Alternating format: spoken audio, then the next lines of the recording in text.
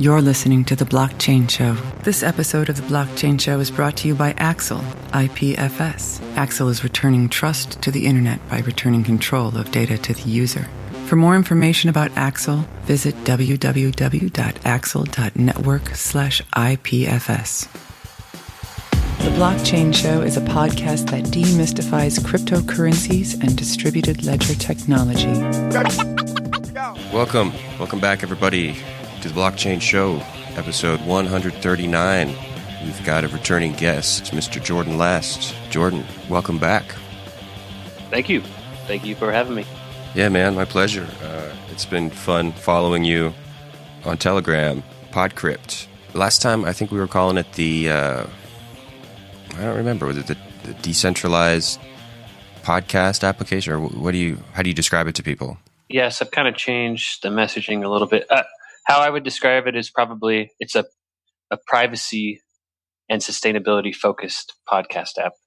Cool, man. That lets you, it lets you set up one recurring donation that's automatically split between all your podcasts based on how much time you listen. Yeah, it works too. That's what's cool. Yes. It's a pretty good Telegram community. If anybody wants to check it out, it's called Podcrypt, and I hear you've got some news to announce to us. Yes, just a few days ago, I released Podcrypt Beta. So spent the whole summer working through some issues in the alpha, mostly around getting iOS and episode downloads to work, just getting rid of a few kinks. But now the beta is officially out, and you can go check it out on essentially any platform you want. Just go to podcrypt.app, and it's out. Yeah, man. Well, congratulations. I know that was a lot of work. Thank you. Can't even imagine. I'm just very happy that it actually, I figured out all the issues and with the help of some people. So I'm happy about that. Yeah, I'm sure that for a while you were doing it by yourself, and then I saw you got some help, and it just kind of ramped up, and you're just building momentum. It's really cool, man.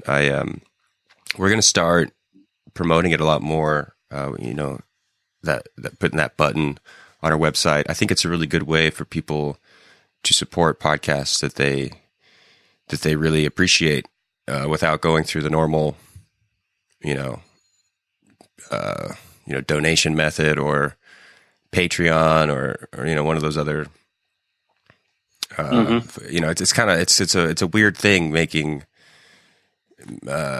Monetizing a podcast, because it does take a lot of work and effort, but it's free content. So I think you've got a really good concept on how to support people that you like. Sweet, yeah, and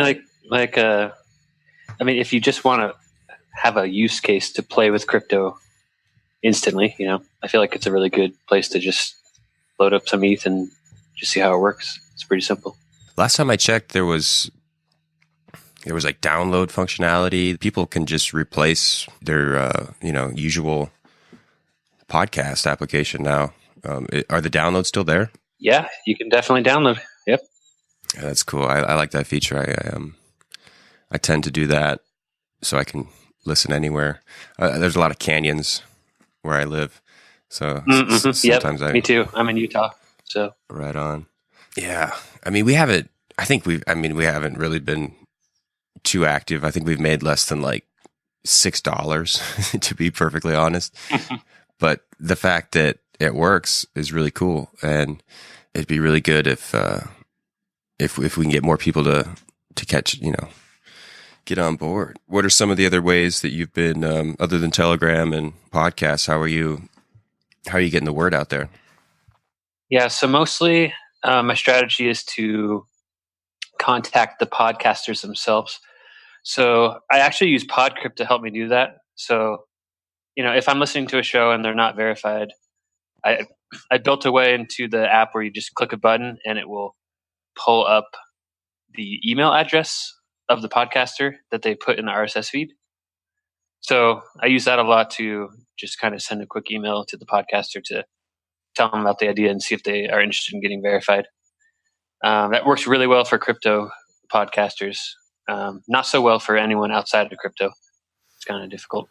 Yeah, because then you got to have the conversation about like sometimes you have to explain what crypto is, and that's exactly, that can be challenging. I've spent years trying to do that for some people. Yeah.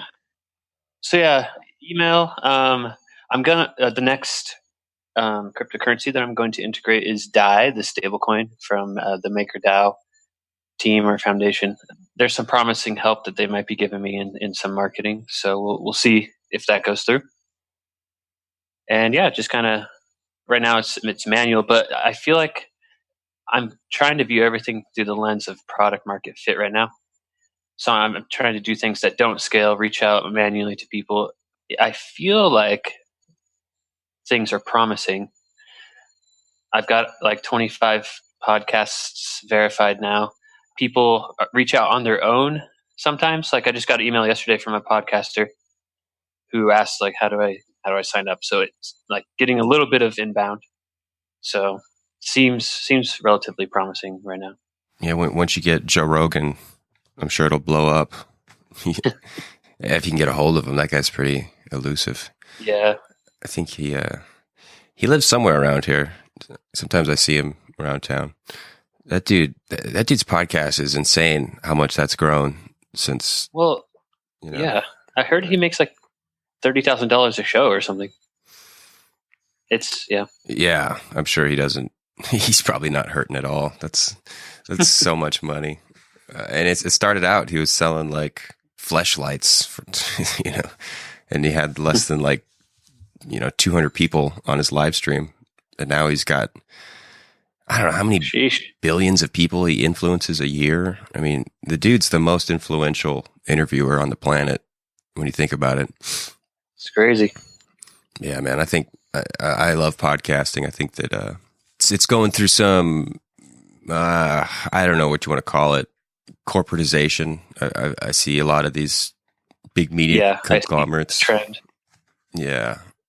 There's. I really want to avoid the Netflix of podcasts from being created. I don't like the idea of paywalls, and so that's part of why I hope if we can just voluntarily give back, we won't have to shut a bunch of people out. Oh yeah. Hopefully. Yeah, it'd be good. I was concerned there for a while with net neutrality.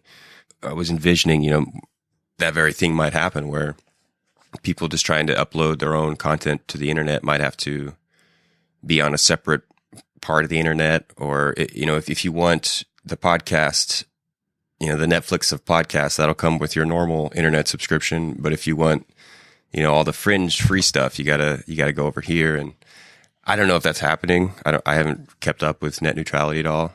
When I think about cable companies that, have kind of turned into cell phone companies, and they're all, intermingling with, big Hollywood production companies like, Disney, Fox, everybody's buying each other and, starting to see, there's things like iHeartRadio that were, they want everybody to go on their app, but a lot of times they're just indexing, other feeds like Apple or maybe that's not the best example, but a lot of podcast apps out there, they're just all it is an RSS feed. It's very simple, and I would like to see it kind of remain, for lack of a better term, free and open. So that's why I like your approach here. We're definitely gonna start, talking about it more. So sounds awesome. Yeah, man. I'm looking at your kind of what you're looking at, your roadmap here. See, we're not quite in Q3 yet, but how's the debit card or bank account purchases coming along? It's good. I literally got approved yesterday, and I just have to uncomment some code pretty much. And there's a couple legal issues I want to kind of work through just to make sure like liability and stuff is good. But yeah, it's pretty much done. I've already tested it out on the test network. Cool. Do you have to work with like lawyers or how do you? So there's a really great company called Wire. They are building a fiat on-ramp system that's very simple to use. It's just like a client-side widget that you put into your application, and they take care of all the compliance essentially. So I just have to make sure I comply with their terms. So I just had like a few questions I wanted to ask them, and I've gotten legal counsel before I started working on the project. Seriously, just to scour the field to see what would happen. And mostly I just keep up on the regulations and the compliance stuff myself. So everything seems pretty clear. So, I mean, there's a couple concerns that I have, but there's nothing major. Yeah. So, yeah. I also see DAI integration. What is that? Yeah, DAI is a stable coin pegged to the US dollar. Would you, because right now it's still all ETH, right? All from Ethereum. Yeah, well, DAI is a token. It's an ERC20, so it just rides right on top of the Ethereum network. So everything that I've built so far and all the podcasts that have been onboarded will be able to accept DAI instantly if they want to. That's cool. You literally don't have to do anything. Say that people want to donate in various cryptocurrencies. Do the different podcasters have to have separate wallets for each of those currencies? So it depends. So if you have an Ethereum account, Ethereum address in your podcast description already, then you'll be able to accept Ether and any token on top of Ethereum instantly, and you don't need to have a separate wallet. Most of the wallets, like that account will keep track of all of your tokens. And so you can use MetaMask or any other wallet or Coinbase, wherever you go to cash out, you'll be able to use the address to do it. And then if you go across blockchain, so if I integrate Bitcoin, you'll have to put a Bitcoin address into your podcast description. Or if Libra becomes big, you'll have to put a Libra address. So it'd be nice to keep everything on top of Ethereum, but I think it's inevitable that I'll have to put a few other networks in. So we'll see how that goes. But Podcrypt itself will create a wallet for every single coin that Podcrypt supports. So worst case scenario, you just go to Podcrypt and you can use the accounts that are created there as a podcaster or as a listener. Yeah, that's cool. Pretty soon we're going to have like descriptions with just huge wallet numbers. I guess. Well, what's nice though is you can also use the Ethereum name service or the Ethereum naming service. So instead of having the huge address, you could just put like the blockchainshow.eth into your description. And that would look so much nicer. Yeah, I should do that. Yeah, thanks. Thanks for recommending. I gotta clean things up a little bit. That's cool. So is the beta still kind of like going to the website? And because I'm on an Apple device, is it going to be an actual downloadable app eventually, or is it still just like a kind of like a homepage thing? So it's a progressive web app. So you will always access it originally from podcrypt.app, just the URL. And from there, it's going to progressively become more and more like a native app. So if you have an Android device right now, the Podcrypt.app will prompt you to install it to your home screen. And once you do that, it has an icon just like any other app. It comes up in the app drawer. It looks and feels like a native app, essentially. iOS, the destiny for Podcrypt.app should be the same on iOS. I just have to wait for Apple to implement a couple more things. They're kind of dragging their feet because I think they understand that their app store has its lifespan is shortening if progressive web apps really catch on. So Android, it's like a full app experience already. iOS, you should keep it within the browser, but over time it will become more and more like a native app. Yeah, I'm sure that Apple doesn't like any competition at all, but their podcast app is really not good. They updated it a few years ago, and it just does not make sense intuitively. Navigating sometimes is just a pain, And if you play an episode and you want to go back, sometimes it's really hard to find it. It's just, oh, okay. I miss the old one that they used to have. But I mean, they were the pioneers of the podcast, so I'm not trying to throw shade on them or anything. That's something I hope I can offer with Podcrypt. Is I'm trying to stay very close to the users and to get feedback with everything that I'm doing. So hopefully, maybe we can create the best podcast app ever. But we'll see. Yeah, man. I'm also building it for myself. Like, I've loved podcasts for like 15 years now. So, I want to build the experience that I want, I guess. Yeah, man. There's just something about the spoken word, just audio. A lot of people did not see that coming. Like the radio guys kind of balked at it. And now, now you see like radio companies making podcasts. And speaking about iHeartRadio again, they had a podcast award show last January, and they billed it as like the first podcast awards ever. But there's been like numerous other online and podcast movement. That one's huge. So, I mean, there's been other awards for podcasts, award shows, but it's still very much like, I feel like it's an untapped, I don't know, medium, for lack of a better term. Like it's very powerful. I mean, when you think about how simple it is, it's just a lot of times just an MP3 file. Yeah, I like how you're helping people donate, because I mean, man, just like today, like I was doing another interview and there was 3 people on the call. I quit using the paid Zoom service because I was like, I can't really justify this. I don't really use it that much. There's always stuff to buy, whether upgrading equipment or eventually when you get to the Joe Rogan level, you fly people out, or there's something to, just supporting the content you like. There's nothing worse than, just go back to radio when they do those like pledge drives for local stations. It's like, I got to sit through this pledge drive. Like, we need 200 people to call in and we'll give you this. And it's like, I'm just going to, it's hard. Like sometimes people don't want to pay for free content. So I understand the dilemma there. Yeah. And then kind of blows my mind. The user experience of traditional television and traditional radio is so bad. Like half of what you're doing is just watching things that have nothing to do with your life or what you're listening to. I mean, maybe sometimes, but I don't know. Like, the ads aren't even targeted on the radio. So. Oh yeah.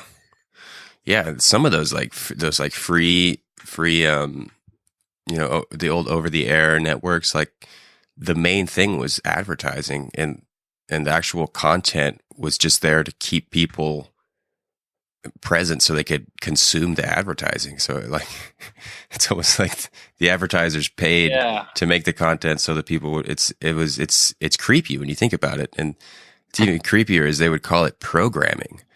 And you think about like programming a computer, or, it's like, stay tuned for your local programming. It's like, what the fuck? Like, what? Are you programming me how to think? Like, I don't know if maybe that's just a coincidence, but when I think about it, it's kind of like Westworld or something. Like, if you want to go even deeper, like you talk about code, you can code a computer, and different humans have a different set of, moral codes, and we can easily be influenced. And especially when people are younger, it's just, it's crazy. And I think about younger kids that have access to podcasts now. They have access to the full internet.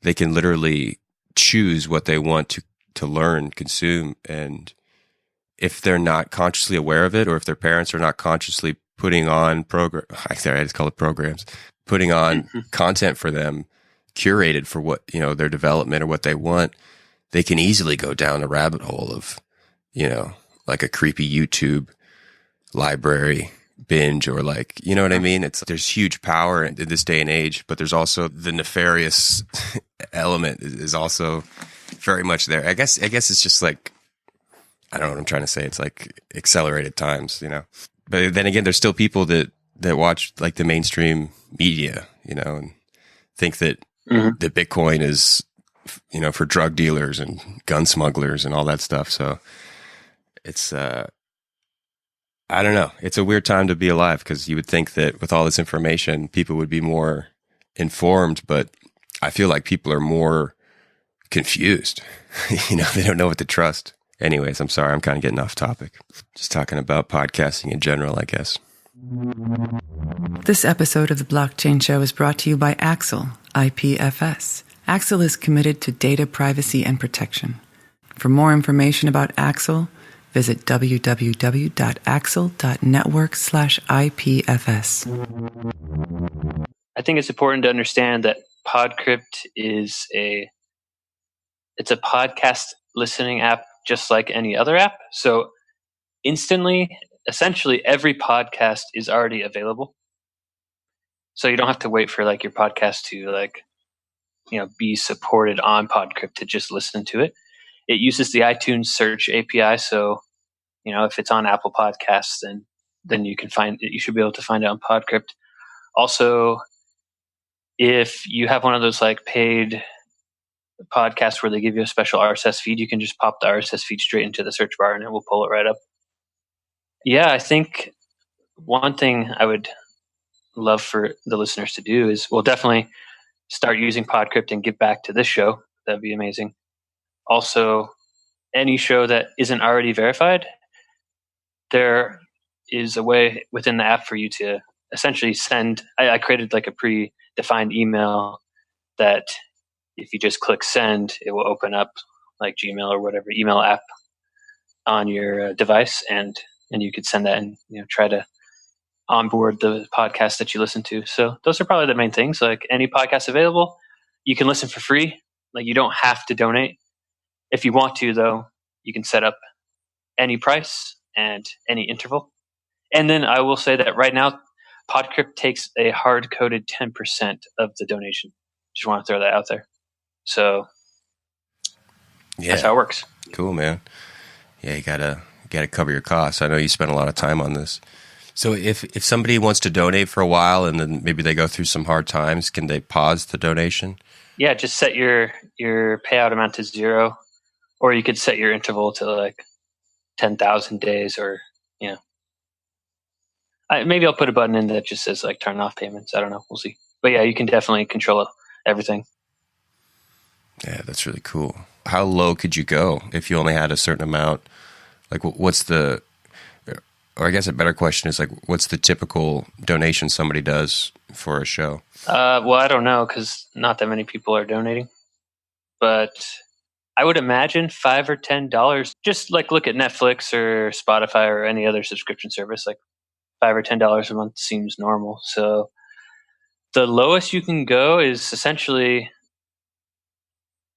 however high the gas price is for Ethereum. So the transaction fee on Ethereum will determine how low you can go for each podcast. But right now, transaction fees are a little high. So it'll be like 6 or 7 cents for a transaction, but hopefully it will die down. Usually when I donate, the transaction fees are like half of a cent. So, if I'm doing $5 or $10 per week or per month, I should be able to support a lot of shows. I don't know, maybe hundreds. I don't know. Yeah, that's really cool. That I personally listen to. So yeah, it should be pretty versatile, and like the Ethereum network's working just fine for it right now. But give it a couple years, and Ethereum 2.0 should, I'm hoping, make gas prices even cheaper. So it's a bright future for micro payments, you could say.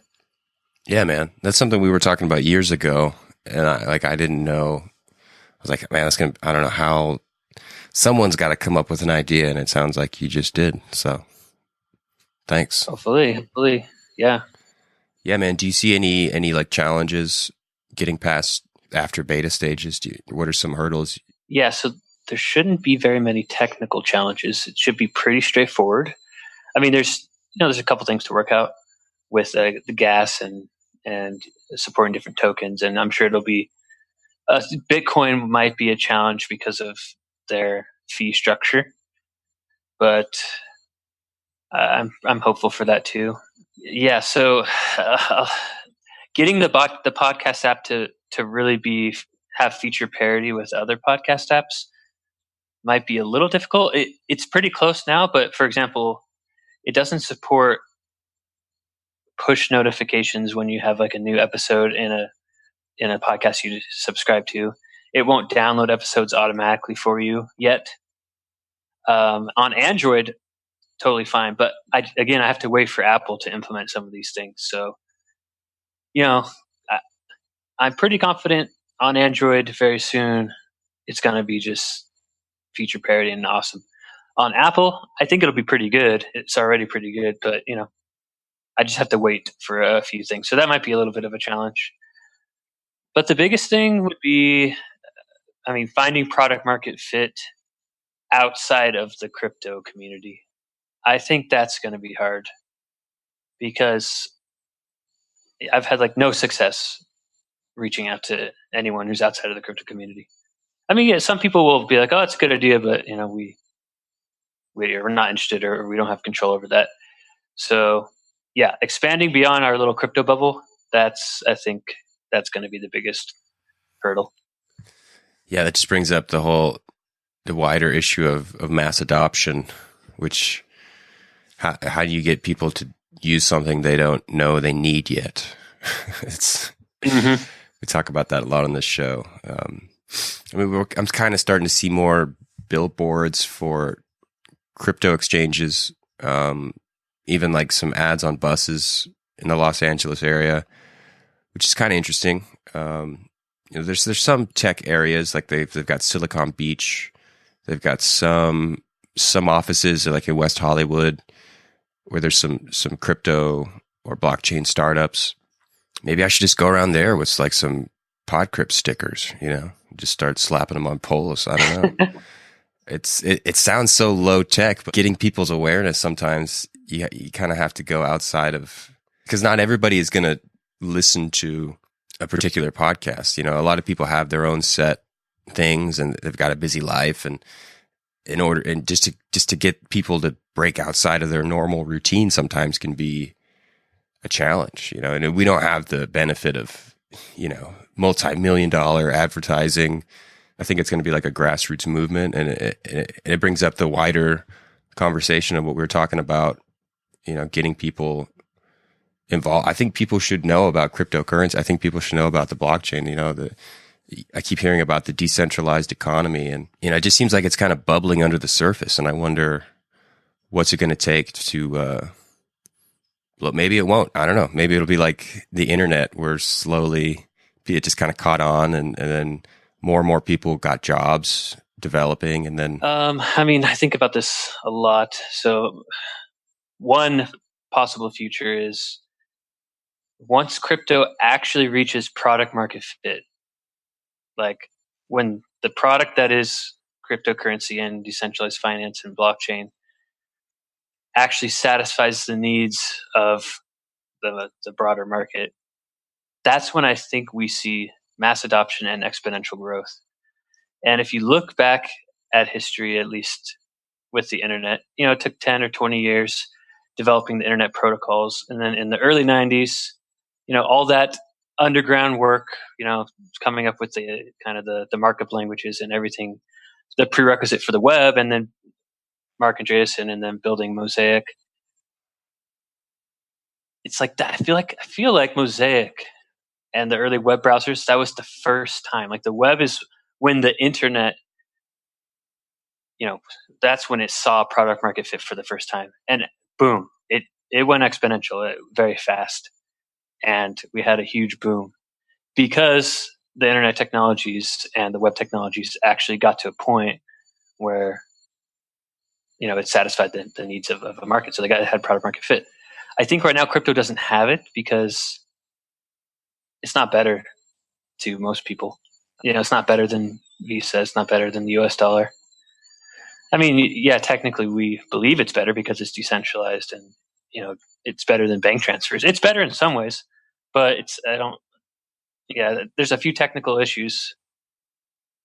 Scaling being, in my opinion, the biggest one.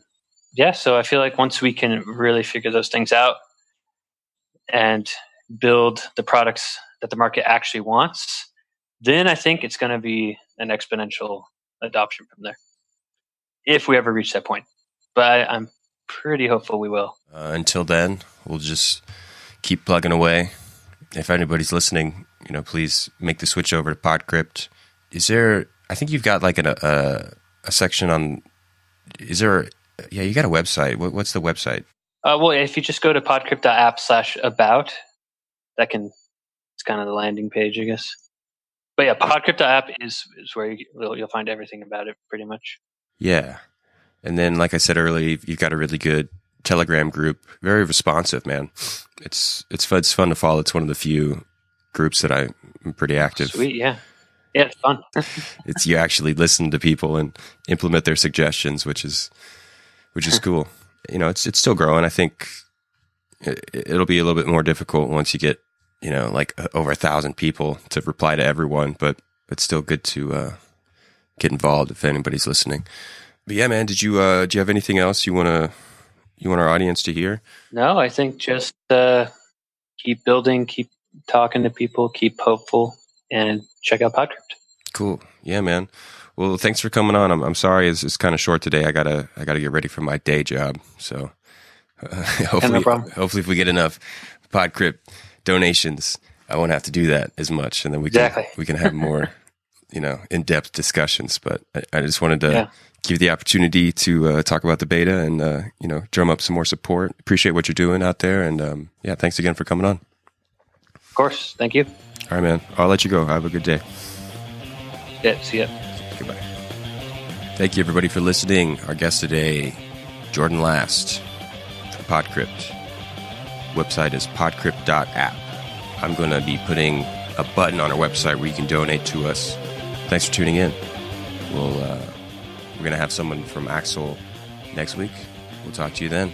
Cheers. This episode of The Blockchain Show is brought to you by Axel, IPFS. Axel is committed to data privacy and protection. For more information about Axel, visit www.axel.network/IPFS.